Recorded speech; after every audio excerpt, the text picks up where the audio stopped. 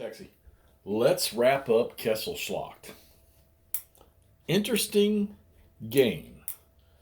Interesting concepts for a game. Um, really got to. Well, I mean, every game you play, you got to wrap your head around it, wrap your brain around it, and think about what you're trying to do.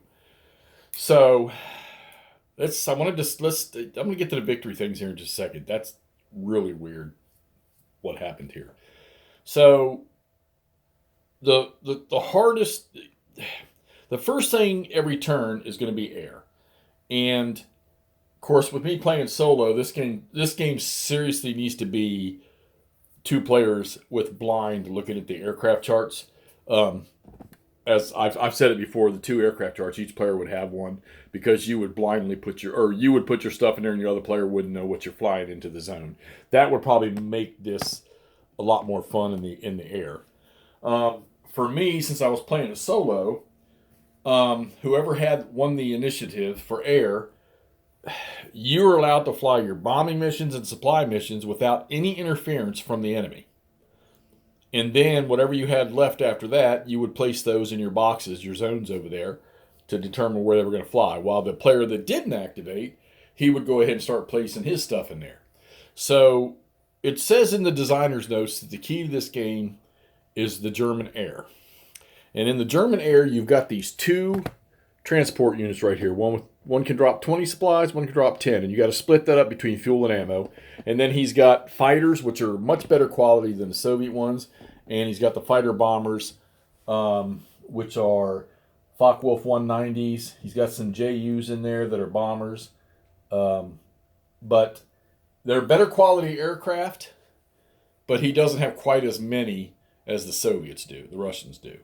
So, but most of your air is done before you get into any kind of movement in ground combat, and the only air that would be involved after that is if you happen to have some tactical aircraft, some bombers in there that can support attacks. I don't think I ever got to that because I was trying to use all the bombers to hopefully disrupt, because if you get a disruption on a unit, a disruption, he's not going to move and he's going to be halved, and you're going to get a -1 on a die roll. If he's disordered, he's not going to move, he's not going to attack, he can defend at full strength, and he's going to get a -1 on the die roll. So I learned pretty quick how key that was, especially when the Germans were able to get fuel and move, and when German reinforcements came on, especially this SS setup right here. So I needed to, and fortunately enough, you can see there's a disruption or disorganized right there on that. One of these guys has been disorganized for the last 3 damn turns, so they never got to get across that river to help break out First Panzer Army. The Hungarians or Romanians, whoever they are, they were able to finally clean up the mess over here to the east or west, and then shoot up and around. They were coming in to help, but as you can see, that attack failed right there. Nobody advanced or made any ground right there. Now up near Tarnopol, Soviets took it, and they gave it back. This force was just too overwhelming for those Russians. Plus, with the activations for the Soviets or the Russians, it was tough. So the deal is when, before the Soviet movement, when they do their activation, they can activate 1 army and 4 corps, okay? However, priority for activation on the armies goes to 40th Army and 38th. So you roll a dice to see which one's going to attempt to activate, and then you roll for their activation. If they fail the activation, it doesn't count against the Russians' army activation.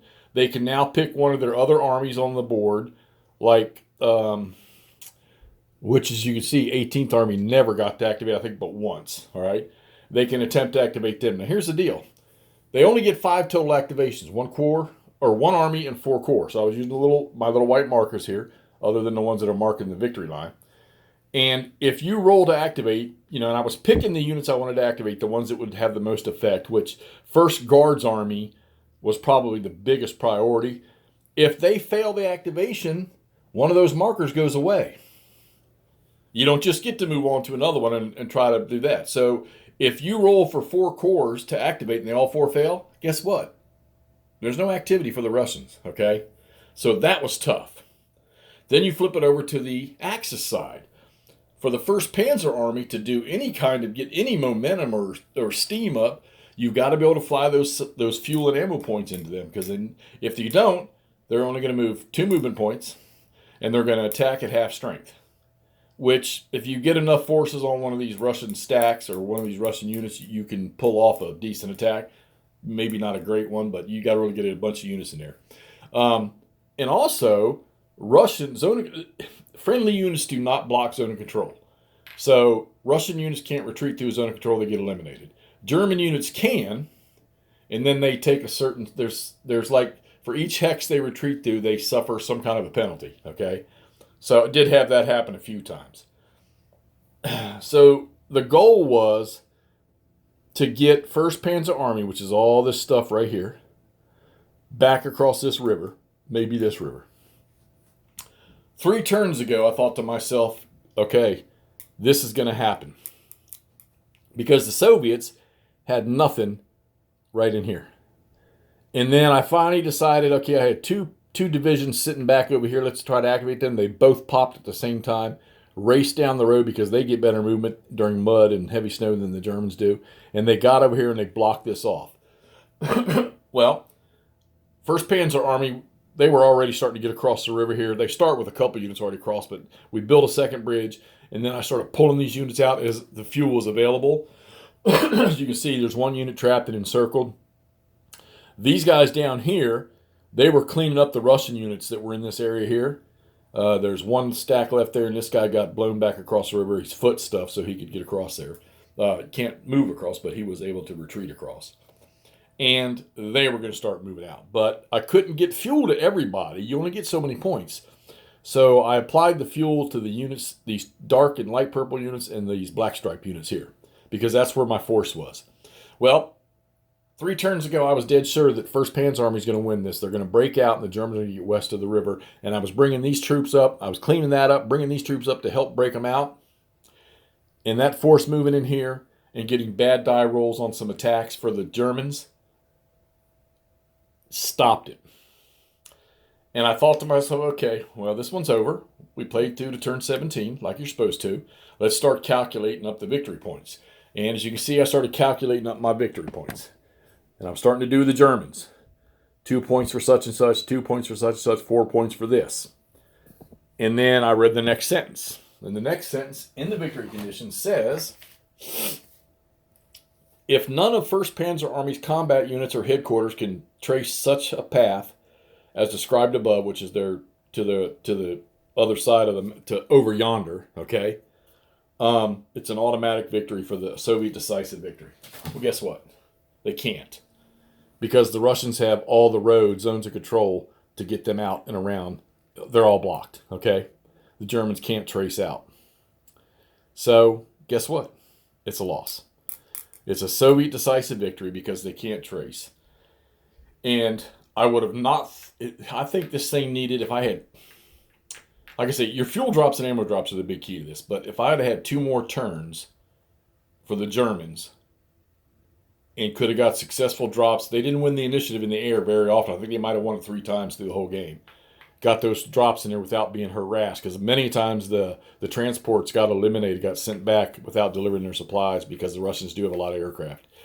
So, yeah, the designer's comment about the air power in this game is just the top priority for the 1st Panzer Army, to keep them supplied and to get them on the go, because they definitely have, well, for the most part, I think they have the better quality units. They have a lot more A morale type units than the Soviets do, and that can give you pluses. Combined arms can give you pluses. So, but never getting to use the aircraft in a support role, which could be my mistake in that. You know, I was using them to bomb to try to get disorders and disorganizations. That could have been a bad thing. This poor garrison down here, they held on through the whole fight. They're an A quality unit. The one that was in Ternopil at the start, they got eliminated. But I really thought the Germans were going to come through here with the Hungarians or Romanians, whoever they are, and break all this up. And 1st Panzer Army was going to push out. But alas, it did not happen. Okay. I heard some comments about why this thing didn't get the greatest rating, and I'm still trying to put my finger on it. I don't, I don't, the, I think the air game works, okay? Like I say, I think if two players are playing against each other and that chart stays blind until it's time to fight, I think the system works pretty good. The Russian activation, since I've not read any history on what this is, how this went down, but the possibility that Russian units not being activated, being limited. I mean, there's other games out there we know that are like that. The victory system, victory waits, victory lost, and the other one, they're the same way. You're only going to activate so many. What is it? Dark Valley, GMT's Dark Valley, Ted Racers game, same thing. There's a lot of games out there like that. But I had an awful lot of turns where the Russians just could not do nothing. And for the Germans, they can pretty much all do it as long as they can trace to their headquarters. The First Panzer Army guys, it's going to be minimum. You know, they're going to move two moon points and they're going to only attack at half strength. But they could still do something. So, I mean, I could have literally just started peeling back little by little, but I didn't want to get myself cornered where I couldn't retreat across rivers on attacks or something like that. And then, you know, I'd have to say the big fortunate thing for the Soviets was the activation of these two corps right here. That were able to shoot around behind First Guards Army and get over and cut this exit path off right here and then hold it for, 3 to 4 turns. I think that went well. And then, of course, got a key activation for the First Guards Army, and they were able to send units down in here to help with the fight against the First Panzer Army there. The Germans only lost, they lost 2 garrison units. They didn't lose any regular combat units. So that's why I was thinking maybe this would be, victory point wise, would be better. But I read that rule. I think what I'm going to do is I'm going to go ahead and total up all the victory points anyhow to see how that came out. But according to what I read there, this is a Soviet decisive victory. So this is a Perry-Moore design from Against the Odds. The game is called Kesselschlacht. It's in Ukraine in 1944. And you have just witnessed a Soviet decisive victory over the Germans in the First Panzer Army. Let's get this puppy posted so y'all can see the result of this. So what's up next for Hexy? This one's going to come down. I think I'm going to throw up the New Ardennes too and play a scenario. Unfortunately, guys, I got a feeling that Gettysburg 77 might be coming down. It's been sitting there stagnant too long. I'm going to shoot a video on that to talk about what I think about that because I think there's a great game there. All right, let's get this up so you're going to see what's going on. Talk to you soon.